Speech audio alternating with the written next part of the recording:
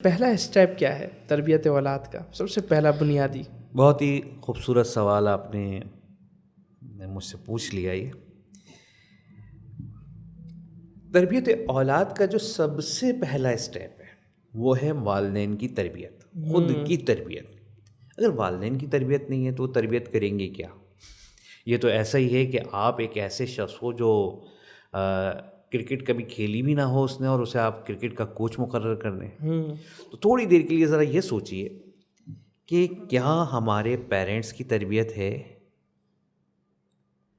میں اس کی ایک مثال دیتا ہوں. ابابیل اپنا گھونسلہ جو ہے وہ کنویں میں بناتی ہے، اور اس کے پاس کوئی ایسا اسپیس نہیں ہے کہ جہاں اس کے بچے ٹرائی کر سکیں. چڑیا کا بچہ جب اڑنا سیکھے گا تو وہ نیچے گرے گا، پھر اڑے گا تھوڑا سا، پھر نیچے گرے گا.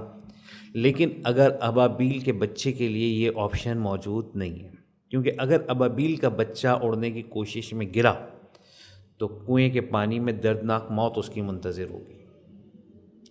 تو اس کے لیے ابابیل کیا کرتی ہے کہ ابابیل جب گھونسلہ بناتی ہے تو روزانہ کی بنیاد پہ وہ 25 اڑانے اڑتی ہے، 25 اڑتی ہے روز. لیکن جس وقت وہ انڈے دے دیتی ہے گھونسلے میں تو وہ نر اور مادہ دونوں 75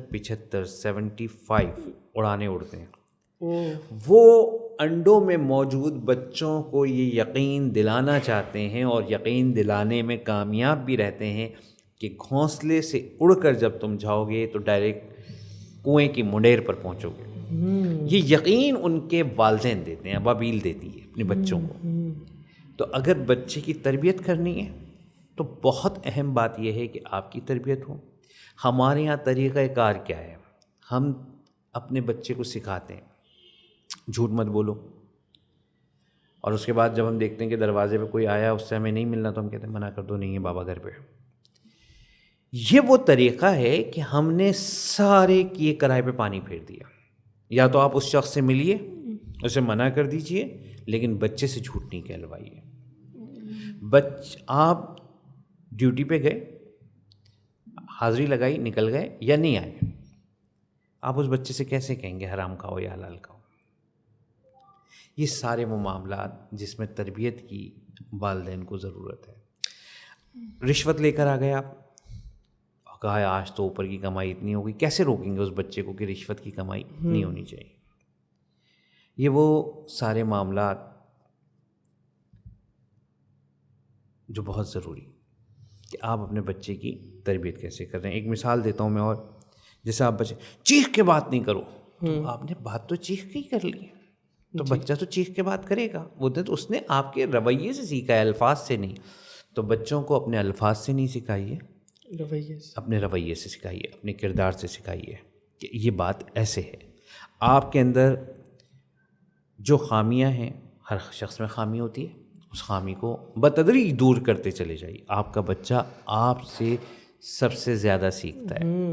ایک مثال ہے، آپ نماز پڑھ رہے ہیں، آپ نے دیکھا ہوگا 1.5 سال کا بچہ مصلی بچھا لے گا، آ جائے گا، اس سے سجدہ نہیں ہو رہا ہے، لیٹ جائے گا وہ، لیکن وہ کرے گا وہ ساری ایکٹیویٹیز جو آپ کر رہے ہوتے ہیں.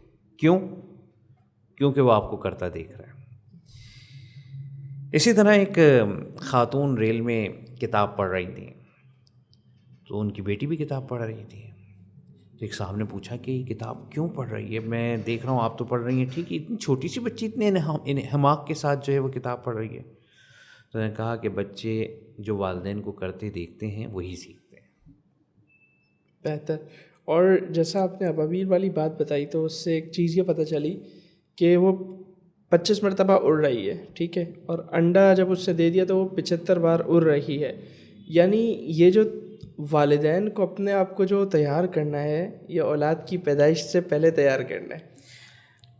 بالکل، میں تو یہ کہتا ہوں والدین کو بالکل پیدائش سے پہلے ہی انہیں تیار کرنا ہے. اگر آپ دیکھیں کچھ اسکولس ایسے ہیں کہ وہاں پہ آپ ایڈمیشن لینے جائیں تو وہ کہتے ہیں کہ جس وقت آپ کا بچہ شکم مادر میں ہو اور اس وقت آپ تشریف لائیے بچے کے ایڈمیشن کے لیے، تو ہم آپ کو بتائیں گے آپ نے کھانا کیا ہے، سوچنا کیا ہے، اور پڑھنی کون سی کتابیں.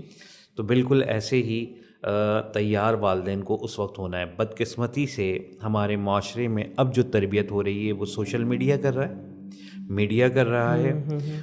میڈیا معاشرے کی عکاسی نہیں کر رہا بلکہ معاشرے کو مغرب زدہ کرنے کی پوری کوشش کر رہا ہے.